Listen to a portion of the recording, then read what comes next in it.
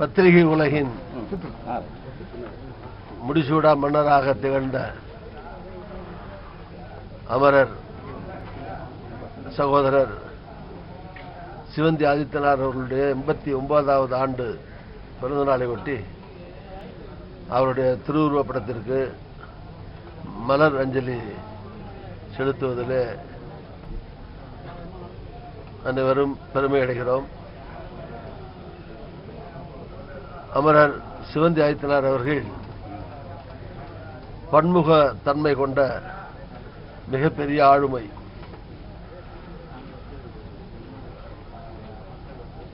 பத்திரிகை துறையில் மட்டுமல்லாமல் தோன்றிற் புகழோடு தோன்றுக என்ற வள்ளுவரின் வாக்குக்கு ஏற்ப தோன்றிய துறைதோறும் புகழ்கொடி நாட்டியவர். பத்திரிகை உலகில் காலை மாலை வார இதழ்கள் இப்படி பல்வேறு இதழ்களை தொடங்கி சாதனை படைத்ததோடு மற்றும் அனைத்து துறைகளிலும் சிறந்து விளங்கியவர். குறிப்பாக ஆன்மீக துறையில் அவர் அளப்பரிய பணிகளை செய்துள்ளார். அவரால் கும்பாபிஷேகம் செய்யப்பட்ட, புனரமைக்கப்பட்ட, கட்டப்பட்ட ஆலயங்கள் தமிழ்நாட்டிலே ஏராளம்.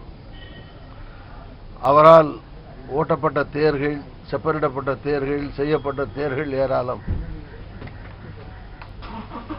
இப்படி ஆன்மீக துறையில் மட்டுமின்றி விளையாட்டுத் துறையிலும் அகில உலக அளவில் பல்வேறு சாதனைகளை படைத்தவர். அதுபோல இன்னும் அவர் தோன்றிய அனைத்து துறைகளிலேயும் பல சாதனைகளை நிகழ்த்திய அருமை சகோதரர் அமரர் சிவந்தி ஆதித்தனார் அவர்களுடைய புகழ் என்றென்றும் நிலைத்து நிற்கும். அவருடைய நற்பணி மன்றத்தின் சார்பில் பல்வேறு அமைப்புகளும் சகோதரர்களும் சகோதரர் சிவந்தி ஆதித்தனார் அவர்களுக்கு சென்னையிலே ஒரு திருவுருவ சிலை அமைக்க வேண்டும் என்கிற வேண்டுகோளை என்னிடத்திலையும் சொன்னார்கள். அது மிக நியாயமான பொருத்தமான கோரிக்கை. அவர் பல சாதனைகளை படைத்து பல பெருமக்களோடு நெருக்கமாக திகழ்ந்தவர்.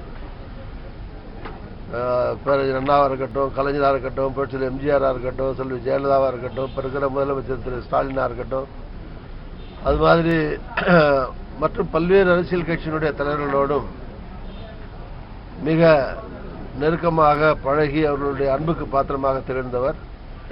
ஒரு ஜனரஞ்சகமான மக்கள் தலைவர் போல திகழ்ந்தவர்.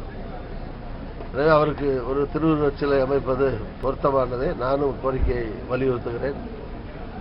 அவர் சிவந்தி ஆதித்தனாருடைய புகழ் என்றென்றும் வாழ்க வாழ்க வாழ்க.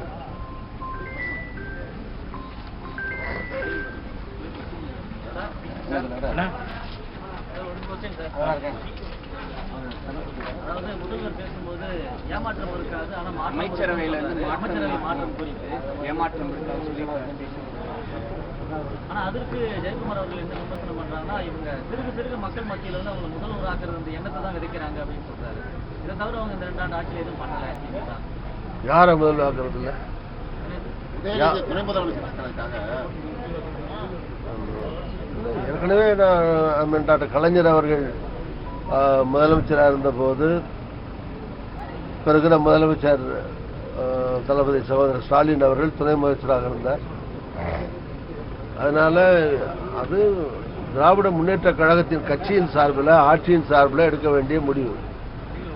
அப்படி திமுக கட்சியின் சார்பில் யார் துணை முதலமைச்சராக வேண்டும் என்று முடிவு செய்கிற போது அந்த கட்சியோ அமைச்சரவையோ அங்கே இருக்கக்கூடிய எம்எல்ஏக்களோ சேர்ந்து உதயநிதி அவர்களை துணை முதலமைச்சராக ஆக்குவோம் என்று முடிவு செய்தால் அதில் ஒன்றும் தவறு ஒன்றும் கிடையாது. அதில் என்ன, அது இந்த கட்சியினுடைய நிலைப்பாடு, அது ஆட்சியினுடைய நிலைப்பாடு, எம்எல்ஏக்களுடைய நிலைப்பாடு. அதை விமர்சிக்க வேண்டிய அவசியம் கிடையாது. யார் வேணாலும் இப்போ ஆந்திராவில் எலெக்ஷன் நடந்தது, பவன் கல்யாண் துணை முதலமைச்சராக வந்தார். அதுக்கு முன்னாடி அவர் அமைச்சராக கூட இருந்தது இல்லையே. குறைஞ்சபட்சம் துணை முதலமைச்சராக அதுக்கு முன்னால் இவராவது அமைச்சராக இருக்காரு. உதயநிதியாவது இப்போ அமைச்சராக இருந்துகிட்டு இருக்காரு. பவன் கல்யாண்லாம் ஒன்றுமே இல்லையே, இப்போ தான் கட்சி ஆரம்பித்து கொஞ்ச நாள் நடத்திக்கிட்டு இருந்தார். எலெக்ஷன்ல நின்னாரு, 20-22 சீட் வந்தது, துணை முதலமைச்சர் ஆயிட்டாரு. அதனால அது திமுகவுல வந்து சீனியர் அமைச்சர்கள் நிறைய பேர் இருக்காங்க, மூத்தவர் தலைவர் நிறைய பேர் இருக்காங்க. அவங்களாம் விட்டுட்டு வந்து உதயநிதி கொடுக்கறது வந்து தவறான முன்னுதாரண குற்றச்சாட்டுக்கு. அதே நேரத்தில் கலைஞர் உயிரோடு இருக்கும்போது பல பேர் சொல்லியிருக்காரு, திமுக ஒன்றும் சங்கரணம் அல்ல அப்படின்னு சொல்லியிருக்காரு. யார் வேணாலும் வந்து தலைவர் பதவியெல்லாம் இது ஜனநாயக கட்சி இருக்காரு. இப்போ ஜனநாயக திமுக இருக்குன்னு பாக்குறீங்களா? இல்லைங்க, திமுகவுல ஜனநாயகம், திமுகவுக்குள்ள ஜனநாயகம், அவங்க யாரை முடிவு பண்றாங்களோ அது ஜனநாயக ரீதியான முடிவு தானே. எல்லா எம்எல்ஏக்களும் ஒத்துக்கிட்டா தானே துணை முதலமைச்சர், அந்த கட்சியை ஒத்துக்கிட்டா தானே துணை முதலமைச்சர். ஜனநாயக ரீதியாக அந்த கட்சி ஒத்துக்கிட்டு, அந்த கட்சியில் இருக்கிற எம்எல்ஏக்கள் ஒத்துக்கிட்டு, அமைச்சர்கள் ஒத்துக்கிட்டு துணை முதலமைச்சர் ஆகிற போது ஜனநாயகம்னா என்ன? நாடெல்லாம் ஓட்டெடுப்பு நடத்தியா துணை முதலமைச்சர் ஆக்க முடியும்? எந்த மாநிலத்தில் அந்த மாதிரி பண்ணியிருக்காங்க? அதனால அது விமர்சனத்துக்காக 1000 விமர்சனம் பண்ணலாம். நான் முதல்ல சொன்ன மாதிரி அது அந்த கட்சியும் அமைச்சரவையும் எம்எல்ஏக்களும் எடுக்க வேண்டிய முடிவு. அது அந்த முடிவில் துணை முதலமைச்சராக எடுத்தால் அதில் விமர்சனம் பண்ணுறதுக்கு ஒன்றும் இல்லைங்கிறது என்னுடைய கருத்து.